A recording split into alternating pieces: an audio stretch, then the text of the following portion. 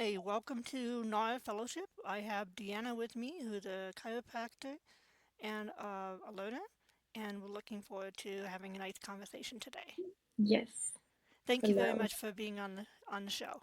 Absolutely. Thank you for the invite. You're welcome.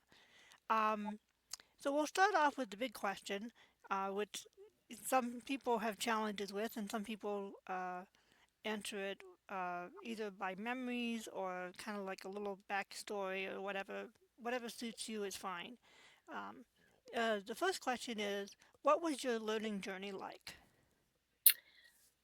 Um, so it is a journey, right? Like that Mm-hmm. is exactly what the learning process is. And I think as far as I can remember, I've always really enjoyed learning.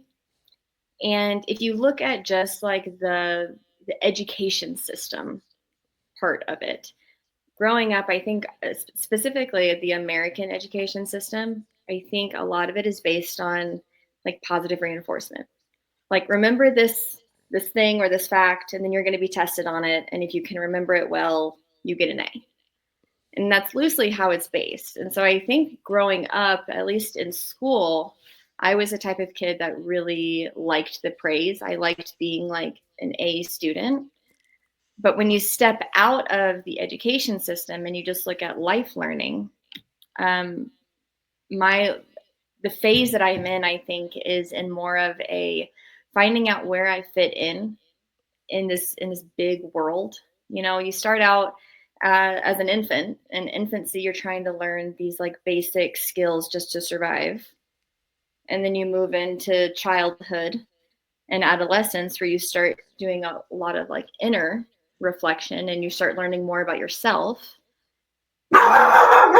Sorry, I knew the dog was going to be an issue. No, it's all Hold on right. one second. It's all right. Life happens, Yes. Hey, and we're back. sorry about that. That's all And so right. I think where I'm in now is really figuring out where I fit to the external world. And as a business owner, as a chiropractor, I've gone through a lot of education schooling, and I think I've kind of transitioned into more of this societal learning. And it's really interesting because in what I do and where business has taken us is there's a lot of marketing. You're constantly interacting with people. You're learning about people's habits, about what draws people in, and it's just interesting. So I think that's where I'm at now. Um, but I've always really loved learning, and I'm excited to see what comes next. Cool. Yeah. Awesome. So what are your learning pursuits personally and professionally? And you kind of touched on that a little bit in the last question. hmm I think so as a chiropractor, we have 8 years of a lot of like sciences, and we learn a lot about the human body, and I feel very confident in that part of it. But I think where I'm trying to go and what I'd love to learn more about is I think seeing where chiropractic and my knowledge can kind of meet the patients I see in our community, and seeing how I can make that flourish. Like use my education and then use this like worldly learning that I'm learning. And really I want it to be a really like rich environment. And so I think that's kind of where I want to explore a little bit more, is figuring out the best way to get all of the information that I have and how to share it in a way that's not necessarily so rigid and Mm, structured, if that makes sense. yeah. So I think that's something that I'm still trying to figure out. Yeah. Kind of how to relay the information in a more organic way. Right, because Yeah. going back to like how we're trained, I like to say how we're trained because I think it is a training system in school. Is it's so information, and then you have to essentially like regurgitate that information. And I think where we could really do better in our school system is more interaction and more based on concepts and engaging and involving Mm, applicable skills. And I think that's something that when you get out into the work world, especially when you start working with people and patients and stuff, you really see a lack of it. mm-hmm. And I think that could be, there's room for improvement there, I think. Yeah. Cool. Mm-hmm. And then, do you have any personal? I know you're busy with a mom and the chiropractor and everything like that, but when you do get time or some downtime or read a book or something, what do you find yourself drawn to personally? Like what type of educational tools? Yeah, more like what do you, what pursuits or topics do you enjoy learning about? So I really like self-development, Okay. and I think there's such an influx of knowledge on self-development right now, is you kind of have to be careful on Mm. what information you bring in. Because there's some things that I read that I'm like, man, this is really making me feel like a pile of crap. And then there's Oh, some stuff I read where I'm like, oh, this is actually really helpful, as I can relate this back to my life. So I think you really have to find what suits you best, and it's not like an all like read all self-development. I think getting good reviews, getting good recommendations from people that you trust and that know you is helpful. But I read books, podcasts. I really like audiobooks because I can do laundry and dishes while I very helpful. Yeah, while I learn. yeah. But yeah, I'm reading a book.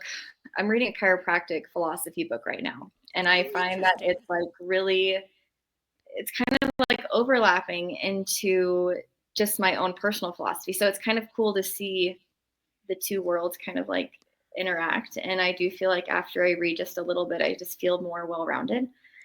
So Ah, I think nice. finding things that interest you and trying to pull out in them what might be directly related to your style of learning is helpful. Mm, yeah, I think you can find learning anywhere, right? right. Like it Yeah, doesn't have to be a book, it doesn't have to be a podcast. It can be a situation you experience in the day or a right. conversation you have. And so, So to kind of piggyback back to the philosophy thing, the chiropractor philosophy, I would have never expected to hear those two words together, but it makes sense. yes, yes. So, Could you tell us a little bit about that?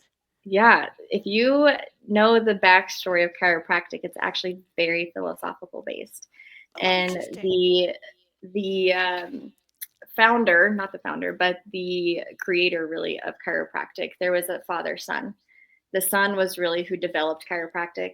The father is who created the profession.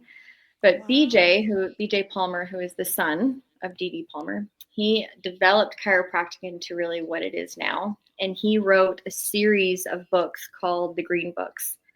And Oh, he he really was an amazing mind, and he had really really in-depth thoughts, and he wrote books about them. And so wow. sometimes when you read the books you're like, that doesn't even make sense, because he was just like spitting thoughts on a page. Ah, And it's yeah. just fun to read because it's still applicable today, I mean, in our society and everything. And then he ties it back to chiropractic and Wow. the true like art, philosophy, and science of chiropractic. So Very cool. I would have yeah. never known that existed. That's so fascinating. Yeah, yeah, I That's so highly cool. recommend the green books if anyone wants to read them, and you'll learn Okay. about chiropractic. Okay. Cool. Yeah, Thank you. yeah. Um, that's gives me that's probably one of the partial answers to your last answer. One of the I have a question that you kind of almost answered with the Green Book. Is what have you learned that gives you meaning? Mm. Oh, so many things, and just All of the things. what have I learned that gives me meaning? Hmm. Um, I think learning about yourself and the confidence, I think that will add the most meaning, because that's how I present myself to the world. I think like really knowing who you truly are and showing up as yourself is going to bring the greatest meaning in anyone's life. So you're not living in that, in the like the imposter world. Um, and then also just relationships. I think that's a big one for me, is learning just learning more about relationships, learning the ways that relationships resolve, problems that come up in relationships, I think it's a huge part of life. Hmm. So, Cool. yeah. So, do you prefer self-study or classes more, or is it a mix of both for you? I think it's a mix of both because I think there's a lot of pros and cons to both. For me, the class setting is really great to like get a general concept for it to be introduced to you, and then to learn the basics of that concept. But the self study is really when you get to dive in, and it's almost like if you were to practice for a sport. Once you learn the basics of a sport or a skill, and then you get that time to practice, you really learn like the ins and outs of Mm, that concept or the thing you're learning. And I think that's what self study provides. cool. And I think with classes, it's a great time to hear, kind of like the community input. What are other people's thoughts on this concept? And it Yeah, brings in other perspectives and point of view that you can then bring back to your own self study to kind of enrich it a little bit more. So for yeah, me, it's definitely a mix. And I think for any type of learning, it's important to try to do it a little bit of both. yeah. That's helpful. I appreciate that. I've never heard classes being more of a general overview and an introduction kind of everything, and then Mhm. you can explore and go any which way you Right. want and self-study. And So that's kind of that's like the fun part about learning, right? Is like, yeah, I don't know, it's like your own ride that you get to go on, and yeah, you just got to keep doing it. yeah, yeah. I call it following my rabbit trails. So Yes. so that's my little thing is like I um I like both. I tend to have more time to read, and so Hmm. that's what I do more stuff and think and Yeah. process and write notes and write essays and blog posts and stuff of different things I'm processing, and Yeah. it just helps me kind of gel it a little bit better in my mind. Um, but I enjoy going to classes with. I have a friend Lorraine, who I just released the well as of this recording. I just released her interview. Yeah. I watched that interview before our interview. Oh, okay. Yeah. Cool. Yeah, she's my learning partner, so we're always going to different classes together and stuff, Yeah. and That's and awesome. uh, so I'm hoping in the future I can do like a learning club kind of thing. And I'll Oh yeah. release more information about that in the future, but I'll keep you updated on that. Yeah. Um, That'd be great. let's see here. Um, oh, here's number 5 is what challenges do you need to overcome? What's holding you back in your learning and stuff? Mm, this is a good question. I think I don't know. Right now, I feel like I'm on this like big learning journey right now. So I feel like right now I'm not being held back. But Okay. in times that I have felt kind of like blocked or challenged, it's been really about finding the motivation to learn. And Oh. usually it's when everything else in my world is just overwhelming. And I Okay. like don't want any newness. I want repetitiveness in those overwhelming times. Oh, okay. Um, so I think, yeah, whenever the motivation is low to learn, I know that there's something I need to readjust because it's Oh. something that I really like to do. And there's Mm, so many opportunities to do it. And if I stop seeking those opportunities, mm. I'm out of whack, out of balance there. Ah. So Yeah, kind of have that balance kind of thing. yeah, yeah. Cool. Cool. Let's see. What internal and external problems do you face as a learner in life and stuff? I'm just trying to understand learners holistically, and Yeah. so that's why I asked you some of these questions. So I apologize if they're too personal. We can skip it. No, no, not at all. I'm Okay. here for all of them. I just might need a little time to think about it. Sure. Um, Yeah. for internal, hmm, whenever I being a chiropractor, we look a lot at the nervous system. And a lot of it is based on everyone's individual brain and where those areas in the brain that are highlighted versus not highlighted. So a lot of times when I'm feeling challenged or when I'm having these moments of like lack of motivation, I tie it back to what my body and brain need. if that makes sense. Yeah. So a lot of the internal stuff I actually kind of fix in a way with a lot of external type of modalities. Does that Oh, make sense? yeah.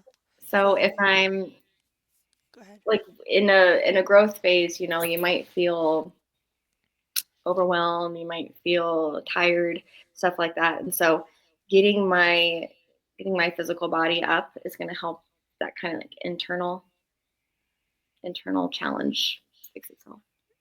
Get active.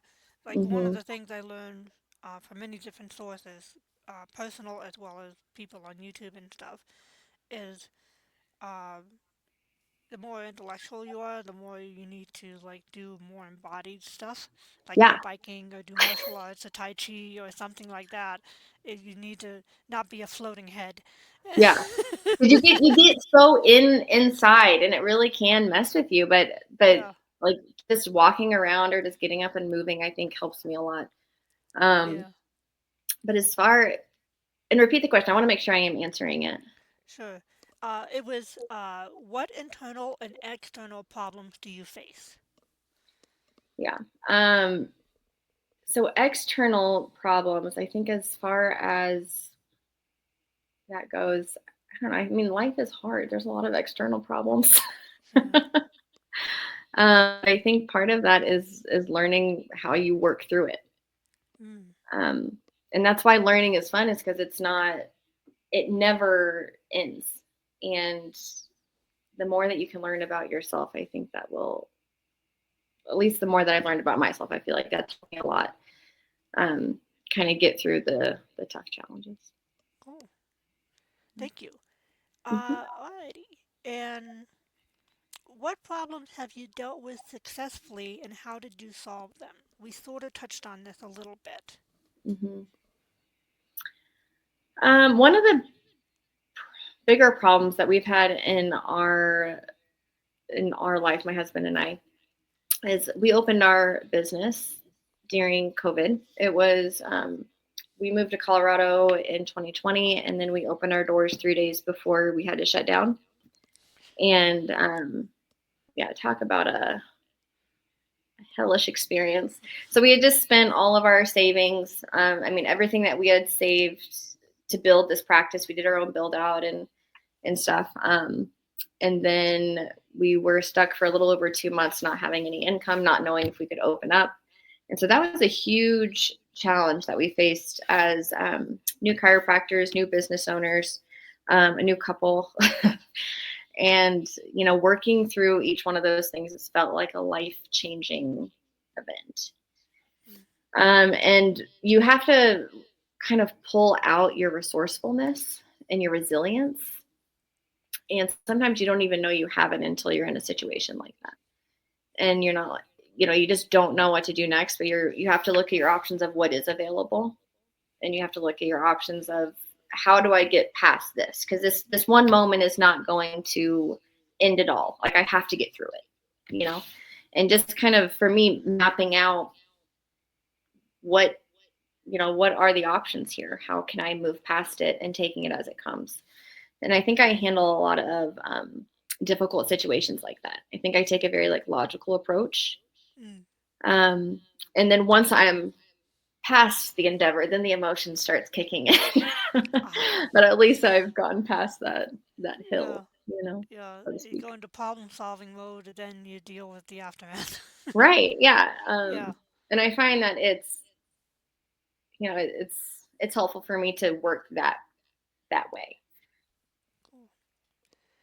Um,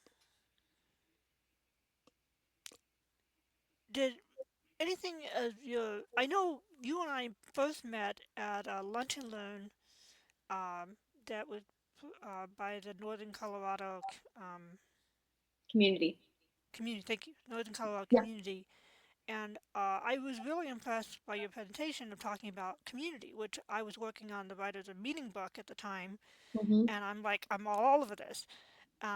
And you did something very resourceful. Is you you reached out and created a community in the midst of your trial, and Hmm. I was wondering if you could tell that story. Yeah. So, like I said, we moved here. We opened our doors March 23rd. And then 3 days later, we got an email from Colorado Regulatory Board, DORA, and they said that we had to close our doors indefinitely. Every chiropractor in the state did, because Kentucky and Colorado were the only two states that deemed chiropractic non-essential. And so it wasn't just us, it was any chiropractic office had to shut down. It was just unfortunate that we had absolutely no income coming in because we had just moved here and built out. And so in that moment when no one wanted to meet, which anyone out there who doesn't know, but chiropractic is a very personable art, and a lot of times it takes touching and meeting people, and there's an exam involved. And so we're in a profession where at this time no one wanted chiropractic care. No one wanted to walk into a facility, specifically a provider facility, because other patients are being seen there. No one wanted to meet because no one was just going to any event where other people were, let alone talking to anybody. You couldn't see anyone's faces. So even trying to go out into the community and meet people was incredibly difficult. And so what my husband and I looked at is, okay, what is the need currently in our community? And that was when the mask shortage was happening. And a big need was masks, and a big need was support in the community. And so I am no seamstress, but I have a sewing machine. And so I brought my sewing machine out and I went to go buy fabric, and I made masks, and I broke so many needles in the process, cussed a ton, which I'm not a big person who swears, but it was so frustrating trying to relearn how to sew. But I ended up making, I think I made over 500 masks. And I posted on Facebook, hey, I'm making masks, but they had to come pick the masks up in our office so people knew where we were. And then when they picked them up, they were in a sealed bag with a letter and a coupon code of our story. And whenever the world opens back up, think of us. Here's a 50% off coupon. Think of Reconnect. And when the world did open back up, and about a year later, we actually got patients that called in and said, oh, hey, I used your masks during COVID, so I need a chiropractor. And so they thought of us, and so it worked. Nice. Well done. It worked. Well done. Yeah. Yeah. I, you know, like it's a daughter fellowship thing. I want to develop a community of learners, and I was really inspired by your story. And you know, I had, I'm like a member of a whole bunch of online communities, and you had like the real life, you know, in real life, in person community thing going on. And so we kind of hit it off and talking together and getting to know each other and befriending each other. Yeah. And I just wanted you to be able to tell that story because I found so much inspiration from it, Thank you. you know. And you relearned how to sew. So There you go. Yeah. yeah, Yes, that came out of it. yeah, I never want to make another mask in my yeah. life. I don't blame you. Yeah, 500. That's a lot. It was a That's a lot. lot. Yeah. There was a lot Yeah. of different prototypes, and my husband was, he tried on all the different prototypes, and he has a large beard. And so Ah. it made the trying on process also difficult. Yeah. My brother has a beard too, so he finds Oh yeah. masks very frustrating. Yes. So, but that's cool. Yeah. So, but let me go to the next question, if I may. Yeah. What are some resources, types of tools, or things that you found that are helpful? Um, I think the internet is incredible when it comes to wanting to know information. So I think anything that you can learn from YouTube, the news, I mean, all of the plethora of information that we have access to, definitely use it to your advantage, but just be careful on what sources you are getting it from. Um, I think the it's a blessing and a curse, the internet. And I think everyone would agree with me. There's obviously bad stuff that you can find and misinformation, but it's also a great tool. And I think learning about things through different perspectives is really helpful. And that's where podcasts are really fun to listen to, because even if it's, if it's something that you don't necessarily agree with, it's still someone's opinion, and it's a personal view, and it's a conversation. And I think anytime you can have a conversation around a new concept, that's that's your first step of learning. And so it's stuff like this, just having like interaction around new conversations is helpful. So I Yeah. think that would be my biggest tool. And my third, my third input to always seek out the learning opportunity, and like always stay curious and interested. I think if you can spark curiosity in at any age, that's when you're gonna start developing a desire to learn. And if you can get the desire to learn, if you can get that fire, then you have a forever student. But it's learning how to get that desire, which I think is a little tricky. So So, have you had, it's like when you lost your motivation for learning, mhm, um, for yourself or other people that you were working with, like they have to learn about all this chiropractic stuff, mhm. and working with you and all that kind of stuff. Um, what do you have any personal experience of like helping other people spark that curiosity? Yeah, I think finding something that someone's interested in. What I see a lot in my profession is people want to know more about themselves all the time. They want to know why they're feeling what they're feeling. They want to know what they can do different. They want to know why and what is going on in their body. Mm, And so we're fortunate enough that people are coming to us with these questions. But I think for the average person, you have to find where the interest is. Um, and from that you can start building, but starting off with just leading questions, starting off with like maybe impossible possibilities is helpful. I think something that I'm like really interested in now, um, is really the timeline of our world oh, and the creation and evolution conversation. I find myself diving into that a lot these last few months. interesting. And the part that I love the most about it, and that gets me excited to learn more and keep searching, is the possibilities that are out there that maybe no one's thought of. A new concept for me to think about. So it's just like digging a little deeper and figuring out where, I don't know, where those little pockets of curiosity come from. Mm, For some people, it might be, it might not be digging that much, but just knowing about a new, a new skill or a new topic. mm, Um, but I think if you can find the curiosity, that's the key. cool. Awesome. Let's see here. I kind of asked this before, um, and I think I dovetailed this in earlier, but feel free to take a crack at it if you want. Yeah. What have you learned that you found helpful? So I think when I answered learning about relationships and learning about yourself, Mm-hmm. I do think that's a big part of it. But um, I think going back to like self development for me, and I'm not going to speak for everybody, but for me, I feel like I have had so many moments of change. And what I used to do when I was in my 20s is very different than what I do now in my 30s.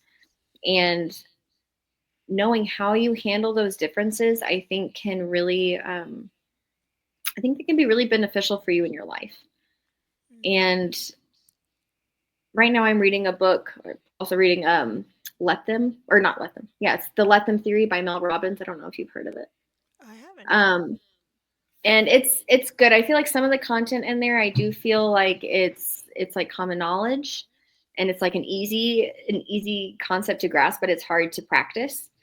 The whole idea is that, when you're finding yourself frustrated with a situation in your life, whether that's a job or a relationship or whatever, in those moments of hijacking, it's you just say let them, and it's supposed to like calm your mind. It's supposed to help you move on past the moments of frustration.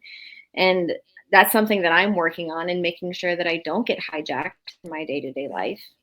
I've got a toddler, I've got two businesses, like life is really stressful, and mm, it's easy for me to get hijacked. So I think that's something I'm working on. And again, it's going back to learning more about myself and learning about why I let these things hijack me.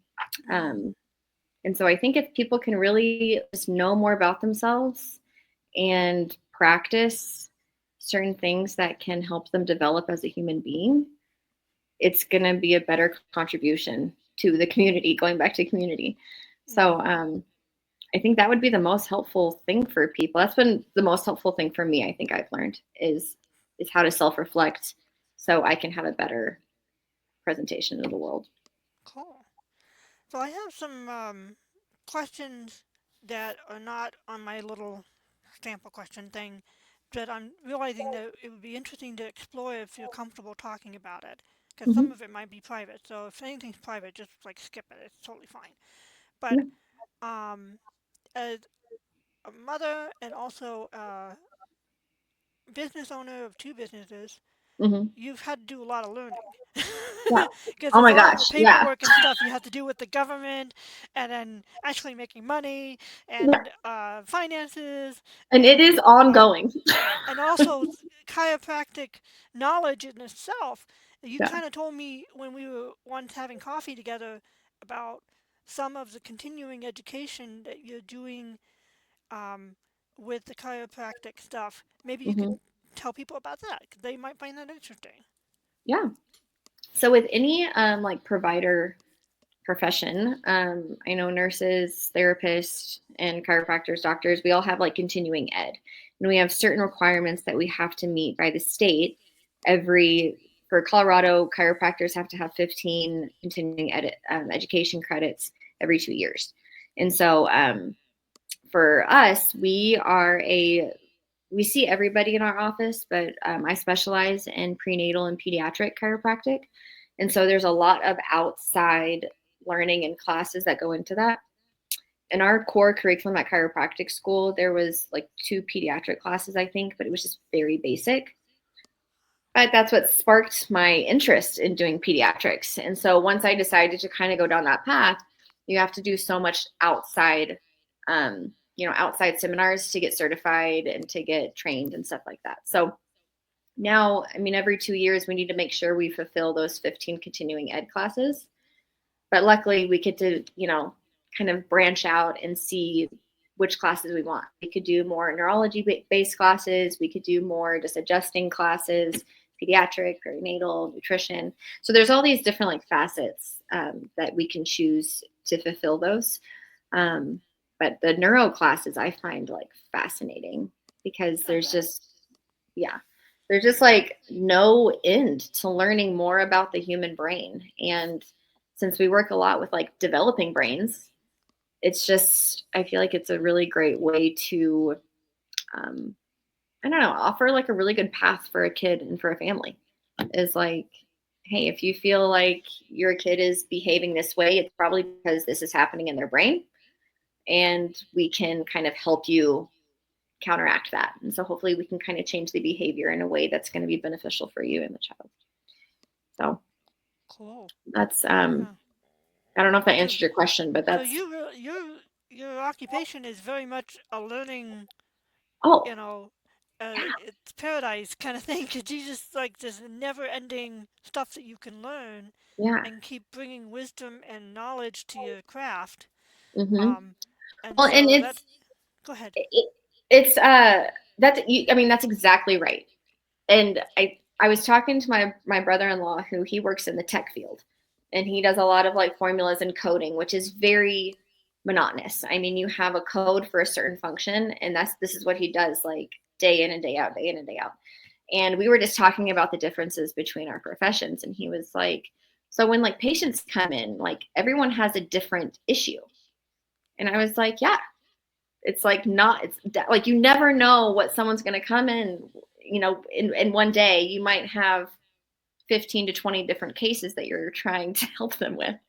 And so it is. It's you always learn. There's so I mean, daily we come across stuff that we're like, we can't explain. We don't have an explanation for it. We need to do more research. And so it's built-in learning for sure. Cool. And then juggling the business part of it, Mhm. it's like you've got the craft of being a chiropractor, and now you also have to be put on the business hat and learn Yeah. all the business stuff as a new business owner. Mhm. What was some of the what were some of the things that you didn't know about that kind of like, oh, I have to do this. I didn't know I had to do this kind of thing. Yeah, I mean, taxes is a real kick in the shorts. um, yeah, all of the details. I mean, like negotiating taxes, what the state wants versus what the government wants. It's just like there's not a handbook. And it would be really, really convenient if there was a handbook of being like, oh, I want to start my own business, read this one book. And it is not that at all. Yeah. So it's definitely like a live and learn moment. And I think that's why I'm enjoying learning. Like, I think right now I'm reading 3 different books on 3 different topics, all to enrich chiropractic, business mindset, and negotiation. Like, Ah, it's, yeah, you're just, I find that fun though. I mean, I think I look at it as like a challenge, and if I can learn more about it and if I can succeed, then that's that's that's satisfactory to me. yeah, that's cool. So Yeah. um what are some of the business books that you found that were actually very helpful for you? And you can So include I the one did, that you're reading now if you like.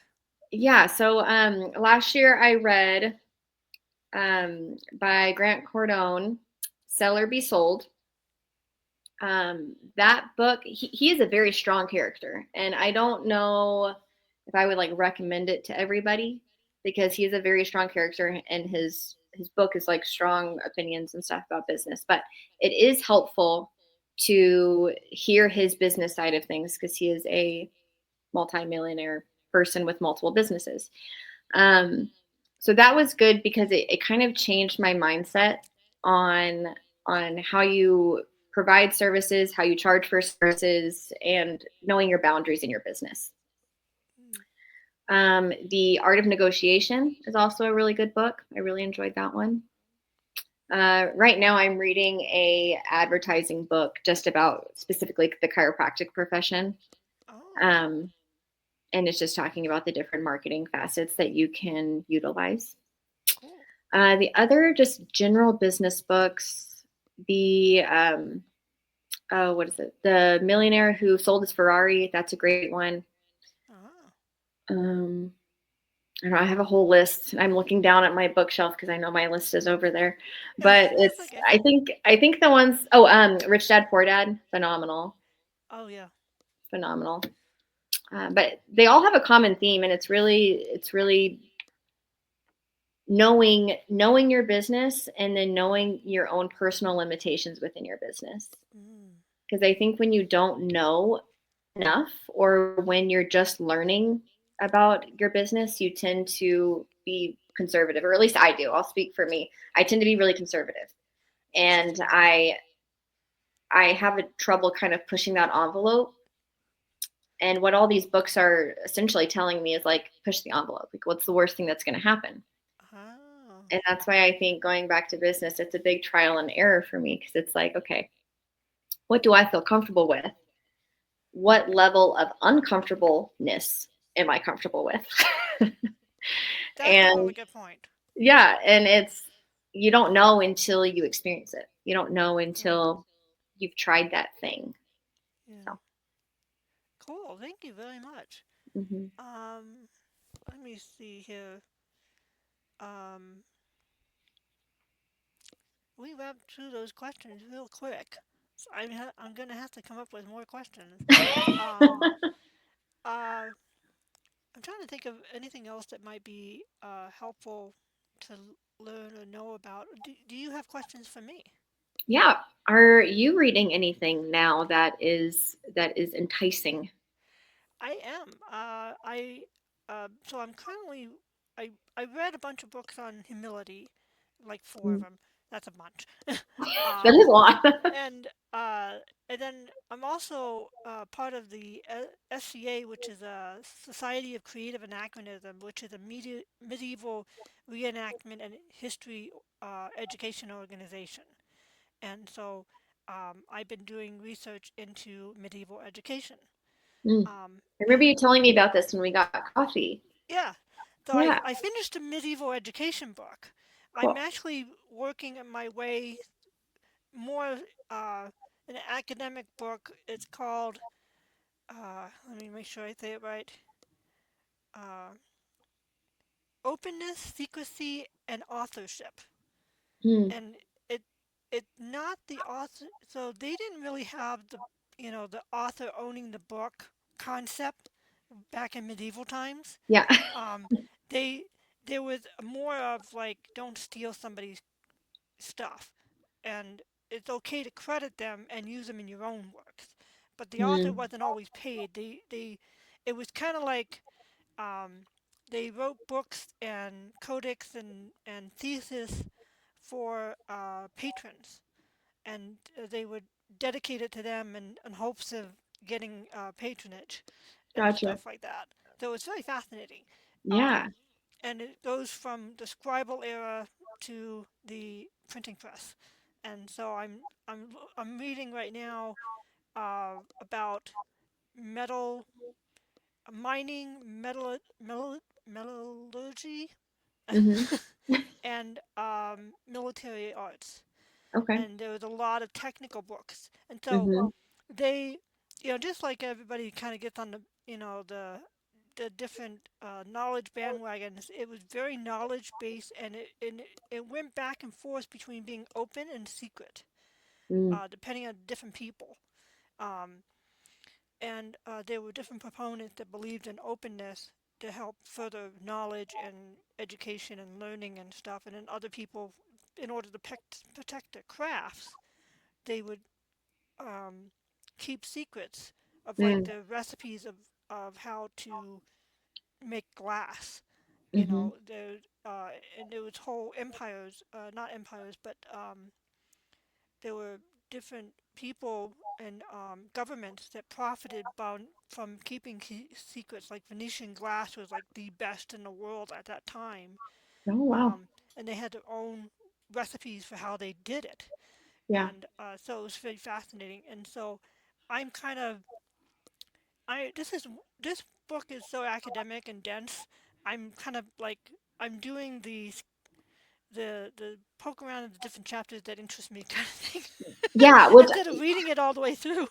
And oh, she's yeah. really well written, and she's a independent researcher. Pamela Long is her Wow. name, and I just found it very fascinating. And I'm like, the concept of actually people self-promoting themselves and trying to get a sponsor, as we talk about in podcasting now, Mhm. they would have called it patronage back then, Yeah. you know, that existed, even though it had different names, self-promotion, self-marketing, That all this is kind of so stuff. interesting. And so that's my own perspective on it.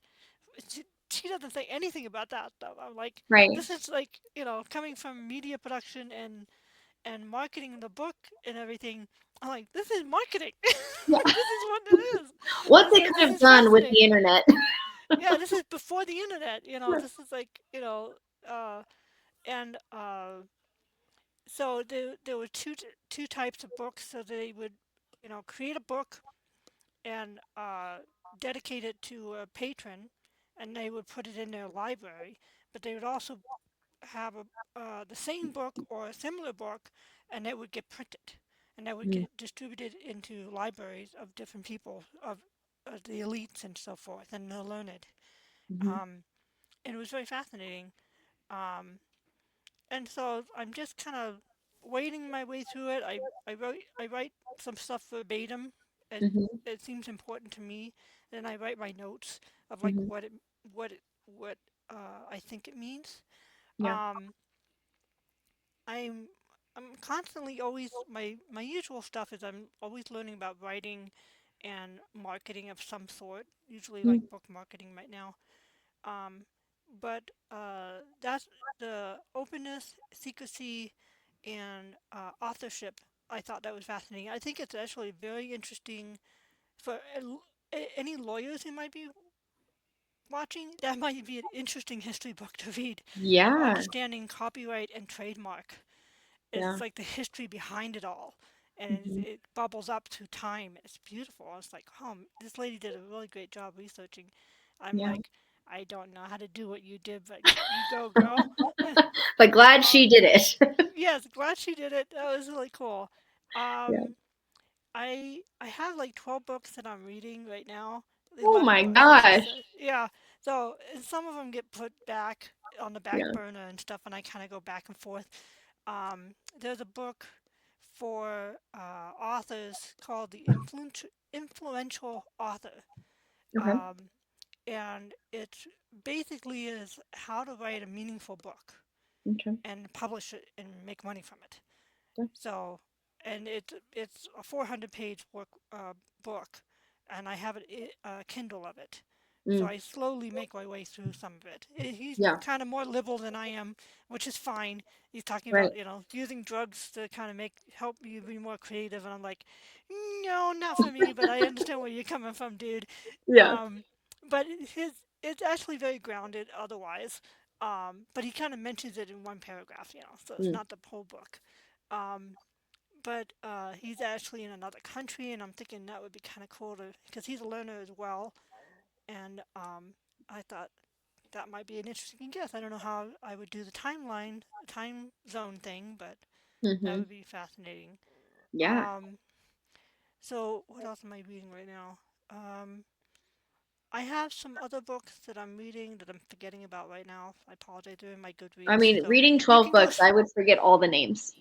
Yeah, yeah. It's like I used to be a very private person, and now I've Mm. gotten on camera and I've gotten on Mm. YouTube, and I put my books on Goodreads, and I'm like, Goodreads has good things like I can I can look at my stuff and read other people's reviews of books, Mhm. which are very helpful. I think it's more helpful for me than Amazon reviews. Oh yeah. They tend to be more intellectual people, Mhm. and so they they don't just give a good review, of anything and everything. Right. And They I'm want sure to they be give more, back. They give more feedback too, which yeah, much is more probably helpful. feedback, Mhm. and it's really helpful. And Yeah. I really enjoyed, uh, and it also has tracking things of like how many pages you've read and all that kind of stuff. So that's really Mm. helpful.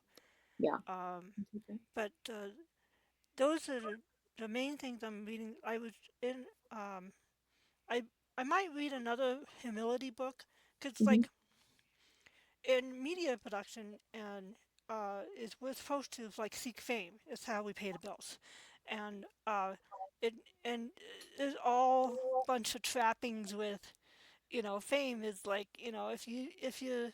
if you struggle with self worth, you seek fame and for the wrong reasons, and so um, I'm pretty grounded, so I'm kind of lucky, but other people are not so fortunate. Yeah. But it's kind of foolhardy, in my opinion, is to assume that, I'm going to handle fame perfectly well. I'm not going to have any issues. I'm not going to get a swelled head. I'm going to be totally okay talking to strangers who think they know me. Yeah. That's going to be the parasocial relationship thing. And I'm like, Mhm. that's going to do a mind trip on you, you know.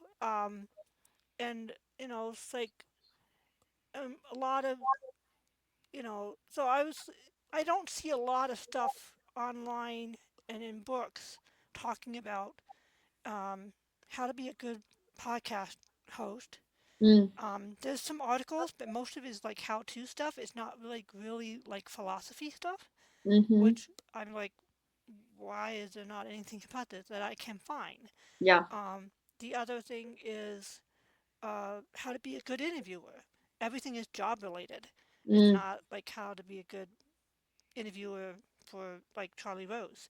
You Right. know, I'm not finding those I books. I'm gonna send you something. Because in the business world, everyone's talking about podcasting. And Oh, so I really? feel like there's some people who touch on the best way to be an interview, like a podcast interviewer. So Oh, cool. Yeah, I'll because email you I some could, stuff.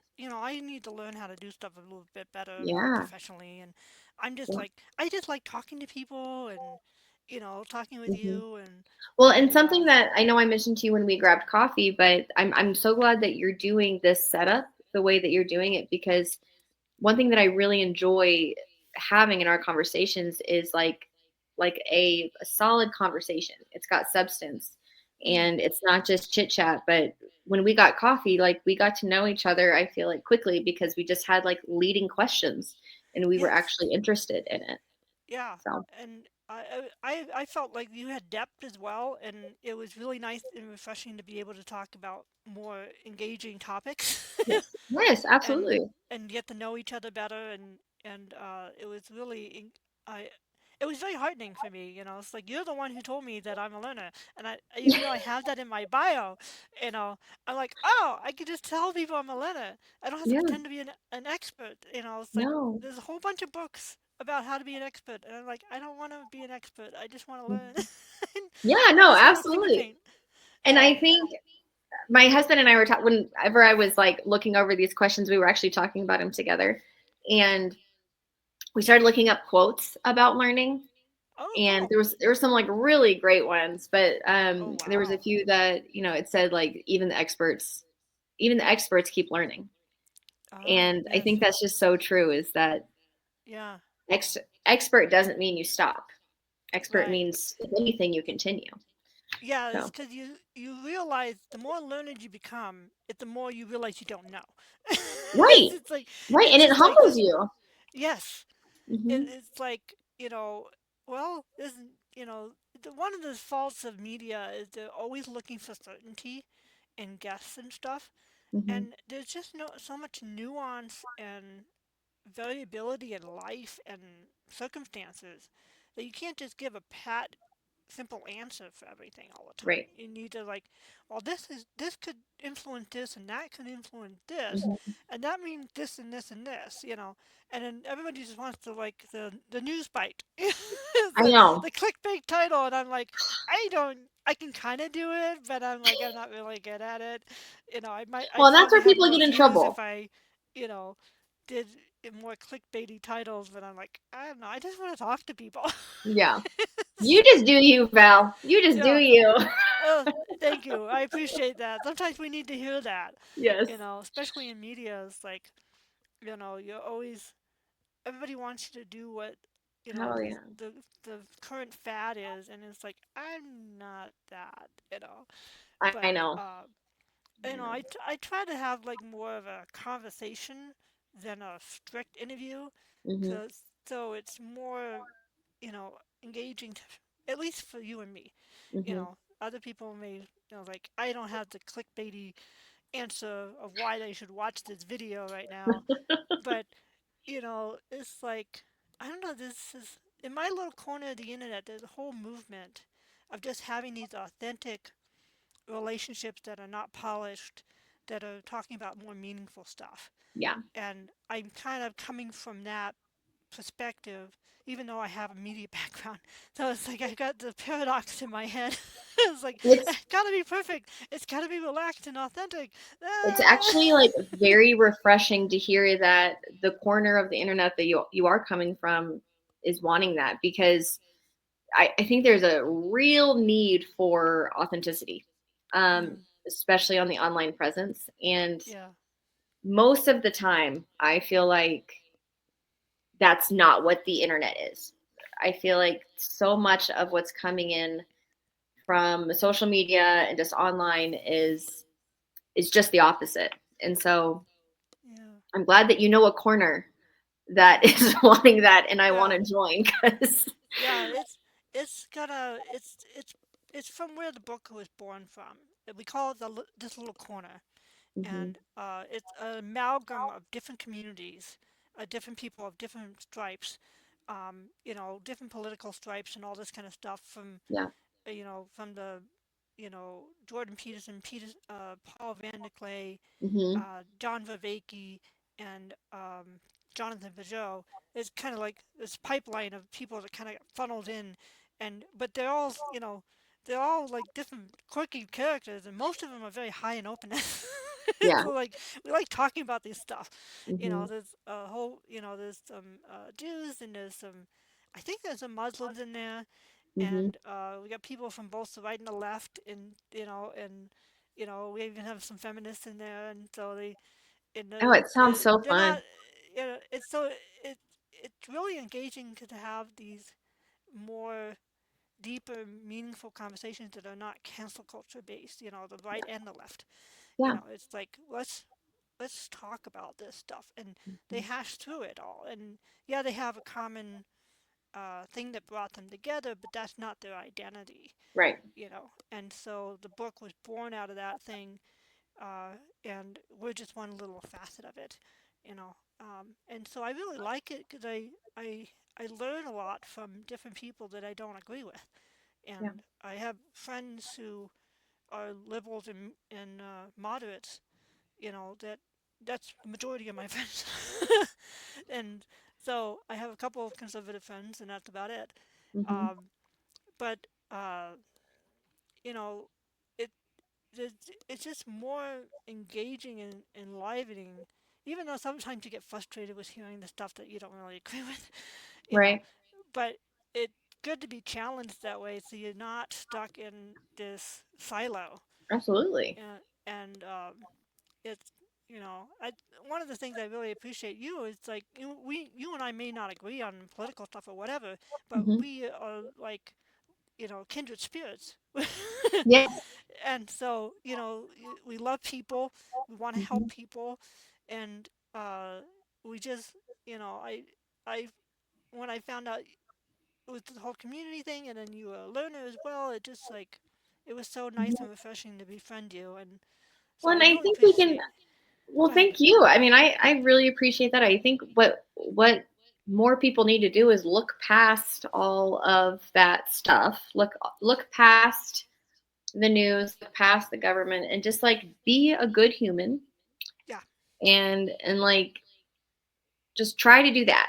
If you can do yeah, that, yeah. we're all gonna It's be like better off. yeah, it's like you know, it's like there's one lady who is getting into doing voiceover.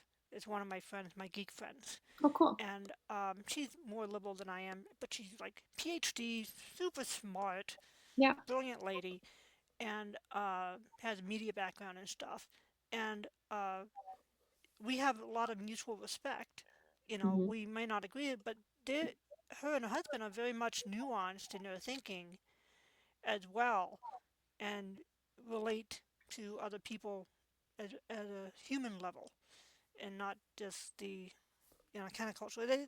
Sometimes people are people and they get caught up in the ideologies and stuff, and you just got to be patient with it. It's like, Yeah. okay, let them blow their steam, let them vent, and, and then we can move forward again. Yes. And so it's like, okay, because people are people, Of course. it's Yeah. funny, but but this um you probably deal with a lot of opinionated people coming to you from a wide variety of walks of life, Oh yeah. and so it's like learning about relationships and learning how to deal with that is probably and just stay true to yourself at the same time Hmm. without like being a people pleaser. Yeah. It's like that's not the answer. It's like, oh, one thing, did I tell you about the intellectual hospitality thing? I don't think so. Okay, so let me tell you a little bit about that. I'll put Yeah. a link in the video description for people. There's an author named Diane Gleiser, Okay. Glyer, I believe. I apologize if I'm not pronouncing her name right, but she's a C.S. Lewis Inkling scholar, and she wrote many different books. And one of the books that she's most renowned for is called Bandersnatch. Okay. And it's a study of the Inklings, what they did right, what they did wrong, how to form your own little writers group. Oh, cool. It's really kind of an interesting book, Yeah. and she, since 2014 or 15, I can't remember exactly. It's on her website. She's been doing speaking lectures on intellectual hospitality. It's an academic term that's been around since 1800, 1880 something. Hmm. Um, and it basically, it's not just fake tolerance. It's real engagement with somebody you vehemently disagree with, but you talk it through with them while respecting them as a human being. And Yeah. really, I glommed onto that when one of my friends told me about that. And I'm like, I gotta learn about this. So I watched Yeah. all three of her lectures. I read We all need to two or learn. three blog posts about it, and I'm like this. And so this is like really, I'm now on this intellectual hospitality kick now. Oh, Um, that's awesome. and so it's been around a long time.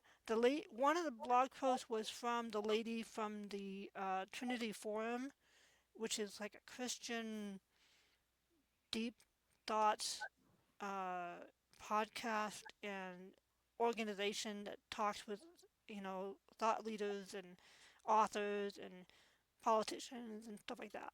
Cool. Um, and so it's kind of they don't get caught up in the culture war, which is Yeah. interesting. They're trying to deal with more of the underlying pinning things, which is Good. interesting. Hmm. And so intellectual hospitality, I thought you would find probably very fascinating because it doesn't violate you pretending to be what you're not and Right. clamming up when somebody is saying stuff that you really disagree with. Yeah. It's like it's learning to have those hard conversations. And Diana, she learned to do it with her daughter, who her daughter and her disagree on quite a few things Yeah. very vehemently. And so she's speaking from personal experience Hmm. of like how do you love someone that you vehemently disagree with, you know, instead of having the Thanksgiving dinner blowout, you Yeah. know. And I really want to read that. So please definitely yes, put it I will in the, send you that information. yeah. Uh, I need to do a search for it, but I think I have it saved in my Notion because it's like something that really captured my Yeah. salient landscape. Hmm. So, we are at about an hour. Okay. Um, You, did you have any other questions for me? I need to blow my nose real quick. I'm gonna No, no. disappear for a second, but Okay. I'm good. I'll be listening to everything you say. Okay. Let me think. Any questions for you? Um, I mean, I feel like you study and read much more than I do. And I think you're a great person to ask this, but it's the same question you asked me. Okay. Um, what do you think is the most important thing you've learned? Um, that's a good question. Yeah. Or Um, the most helpful thing you've learned in your life. in my life, wow. Um, intellectual hospitality is up among the top. Okay. Um, but in my life, I think I learned a concept from my dad that that it's a story. Well, not a story, but it's kind of like my dad was an actor, writer, director, and he also Mhm. taught voiceovers, filmmaking, screenwriting, a bunch of different things. Um, for about 20 plus years, he was a voiceover teacher in the midst of doing actual media production work. Um, he just had a passion for teaching. He just loved Right. it. I love people. We love teaching and encouraging people. And he had a thing that he passed on to me was like, don't climb up a ladder.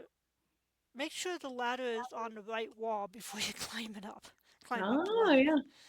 And it's basically the concept is, make sure you want to be at the top of the wall of where you're climbing up before you climb up the ladder.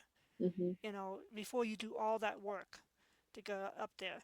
Because he had personal experience where even though he was a very talented actor, writer, director, and voiceover talent himself, Hmm. many of his students didn't understand and didn't remember that when they were introducing him to other people, and they would only introduce him as his voiceover coach. and it was like humiliating. And so my poor dad suffered from this curse. It's like he never got credit for what he did. It's like Yeah. this weird thing was like it never. It was constantly happening to him, and it's like, what is this in my life, you know? Yeah.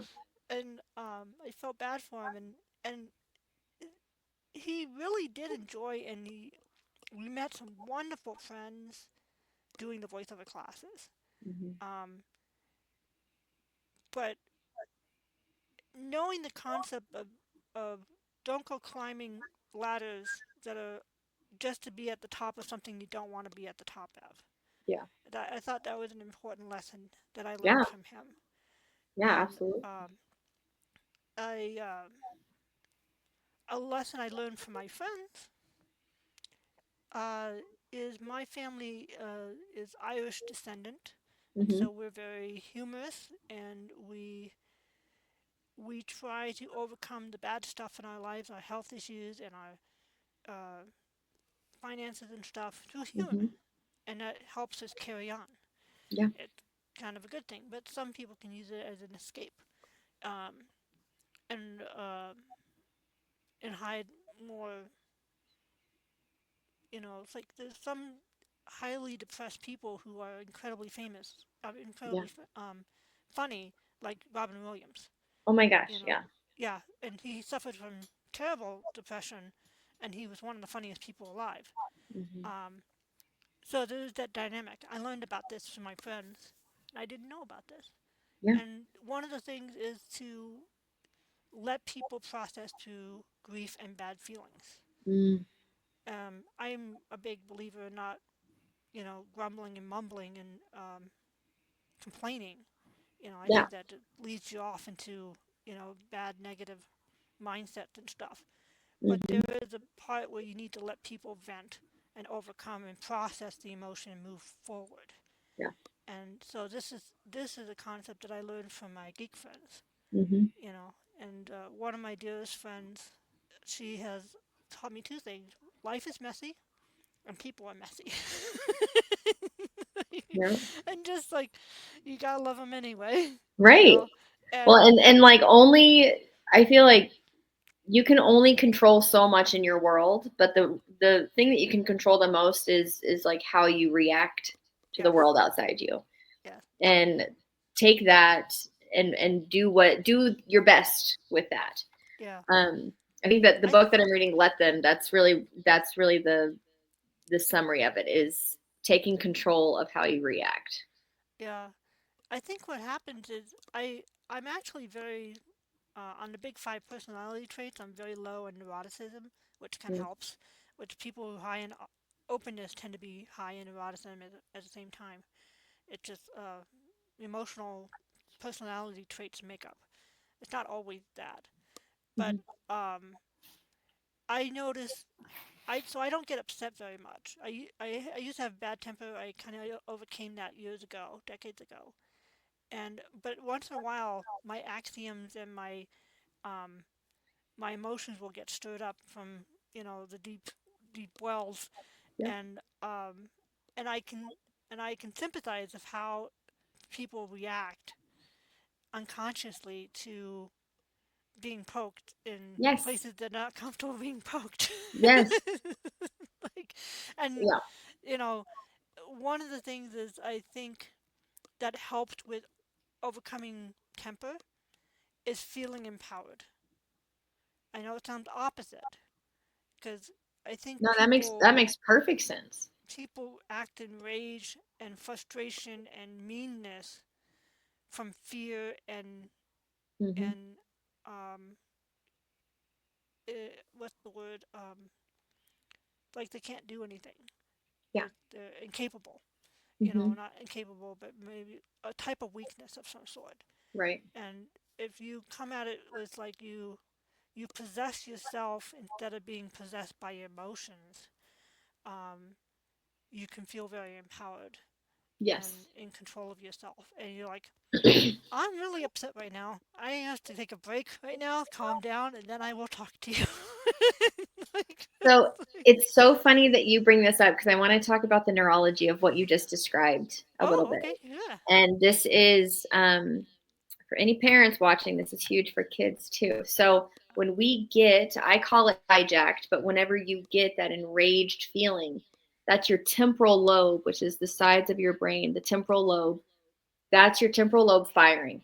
And it's very Ah. active when you're feeling those emotions. And it drives you to have essentially bad decisions. Because when your temporal lobe is excited, your frontal lobe, which is your decision making, your problem solving, your personality, dampens. They counteract each other. Oh. So our frontal lobe isn't developed until we're 25. That's why Oh, we make wow. stupid mistakes before we're 25. Wow. But at Okay. 25, that frontal lobe is developed, but before then, your temporal lobe is the most developed part. And so that's why Interesting. toddlers, 3-year-olds, I mean, growing up, the temporal lobe is very active. And then as Oh. adults, if we have a dampened frontal lobe to start with, your temporal lobe is going to override it. And so a lot of people who have issues with excess anger, excess, just strong, exaggerated emotions, Mm. they need to do a puzzle or they need to problem solve something because that will activate their frontal lobe. Oh, interesting. So whenever you said that you feel empowered because you can get through something, it's part of that Right. problem solving, critical thinking part will actually neurologically tone down your excited emotional brain. Oh, wow. That is fascinating. Thank you for Yeah. sharing that. Yeah. That's cool. I So love talking to you. It seems like we have all these interesting things to say.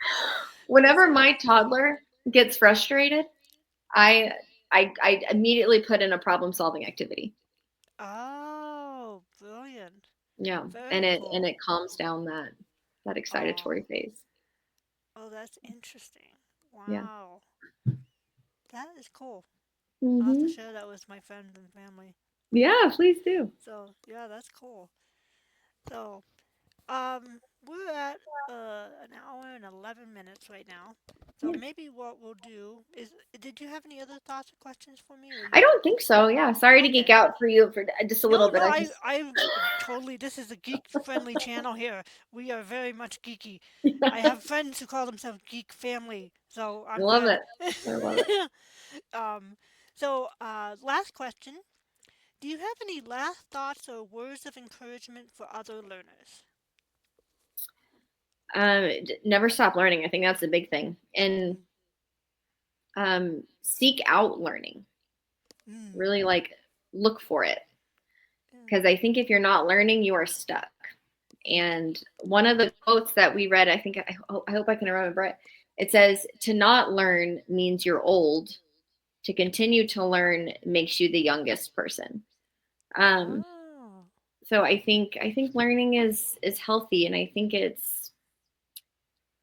just think learning is beautiful. yeah. So, I agree. I totally wholeheartedly agree with you. That's yeah, so I just want everyone to. I think my words of encouragement is like, just be curious about the world. We are here for such a short time, and there's mm, so much to know. There's so much to learn, and think of it that way versus getting like bogged down by new things.